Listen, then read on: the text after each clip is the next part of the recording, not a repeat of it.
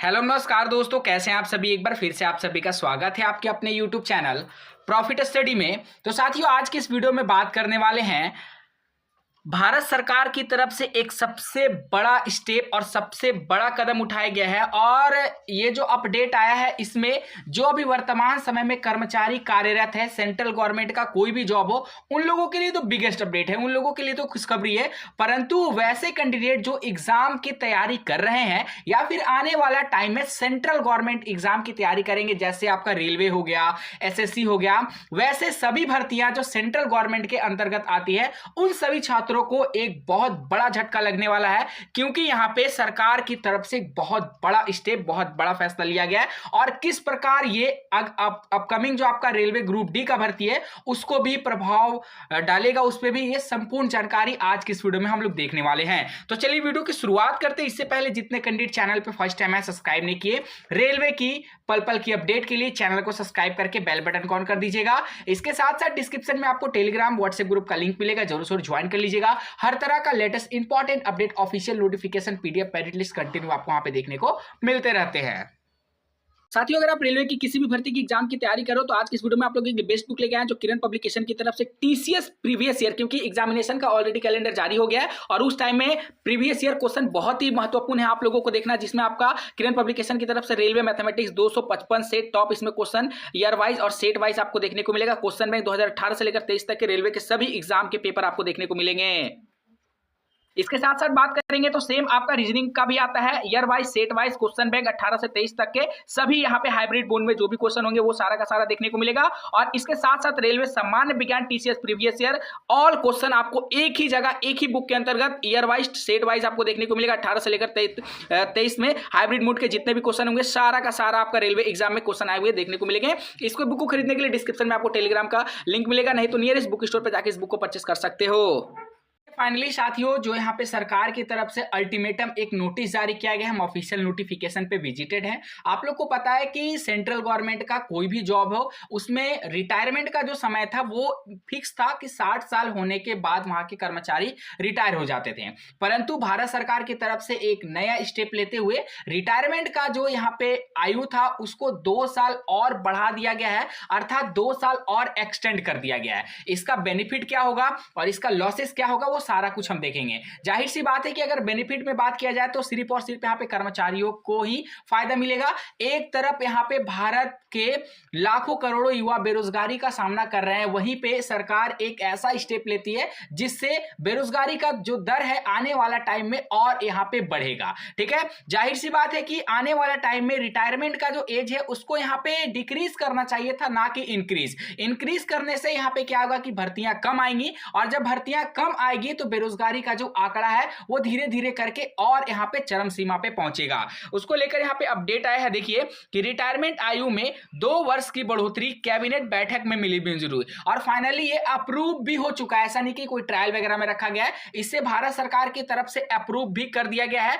अब आपका maximum retirement का जो एज होगा वो आपका 60 ना होकर 62 साल आपका एज लिमिट यहाँ पे कर दिया गया है। देखिए अब 62 साल की उम्र तक नौकरी कर सकेंगे और ये सिर्फ सेंट्रल गवर्नमेंट की नौकरियों पे लागू होती है, जिसमें सबसे बड़ा भूमिका रेलवे निभाता है, आप लोग को भी पता है। और ये जो आपका बदलाव है 1 अप्रैल 2025 से लागू कर दिया जाएगा। जो वर्तमान समय के जितने भी सेंट्रल गवर्नमेंट के कर्मचारी हैं उन पर यह प्रभावी रूप से लागू किया जाएगा। ठीक है, अब यहां पे देखिए कुछ इनका शॉर्ट नोटिस बताया गया, जैसे योजना का नाम में रिटायरमेंट आयु बढ़ोतरी योजना, लागू होने की तिथि 1 अप्रैल 2025, रिटायरमेंट आयु की बढ़ोतरी 2 वर्ष हो जाएगा, नई रिटायरमेंट आयु 62 वर्ष हो गया। लाभार्थी किनको किनको बेनिफिट मिलेगा, तो सभी केंद्रीय सरकारी कर्मचारी को इसका फायदा मिलेगा और 2 साल आपको अतिरिक्त यहाँ पे सेवा करने का मौका मिलेगा। ठीक है, अब देखिए इसमें सबसे बड़ा यहाँ पे नुकसान क्या है, हम सबसे पहले यहाँ पे नुकसान की बात करते हैं, उसके बाद यहाँ पे फायदे तो आप सभी लोग जानते हैं कि फायदे इनके क्या क्या हैं।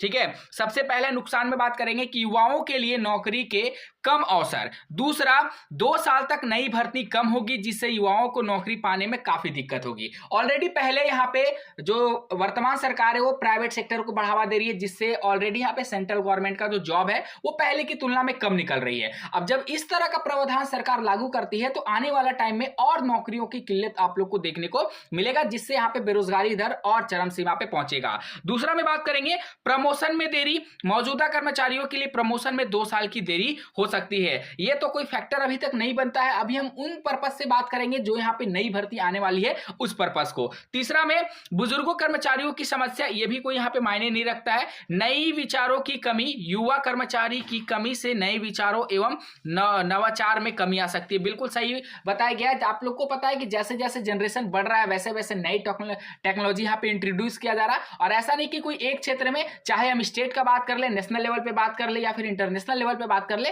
सभी में आपका टेक्नोलॉजी का विकास हो रहा है। टेक्नोलॉजी का विकास तभी होगा जब यहाँ पे नए नए कर्मचारी उसमें नियुक्त होंगे और नया नया डेवलपमेंट आपको देखने को मिलेगा। ठीक है, तो ये सबसे बड़ा लॉसेस है। और देखिए, इसको लेकर रेलवे ने इंप्लीमेंट करने के लिए आपका ऑफिशियल एक नोटिस भी जारी किया गया है।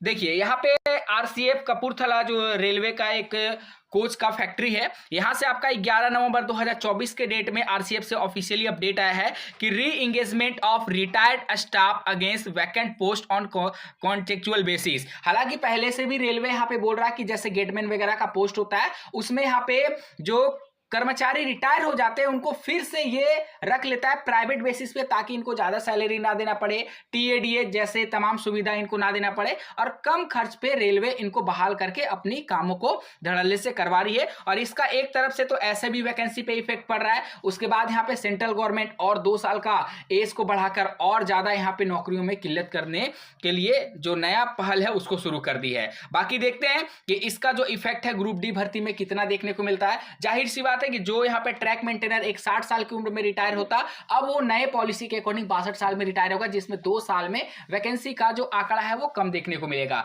बाकी इसके ऊपर आपका क्या राय है, आप क्या सोचते हैं, हमें कमेंट सेक्शन में मेंशन करके बताइएगा। चैनल पे फर्स्ट टाइम है, सब्सक्राइब नहीं किया तो सब्सक्राइब करके बेल बटन ऑन कर दीजिएगा। ये सारा ऑफिशियल नोटिफिकेशन आपको टेलीग्राम में देखने को मिलेगा, तो टेलीग्राम का लिंक आपको डिस्क्रिप्शन में दिया गया, वहां पर भी जरूर ऐड हो जाएगा ताकि फर्दर सभी अपडेट आप लोग को मिलते रहे। आज के लिए इतना ही, फिर से मिलेंगे आपसे नई भर्ती नई जानकारी के साथ। तब तक के लिए जय हिंद, जय भारत।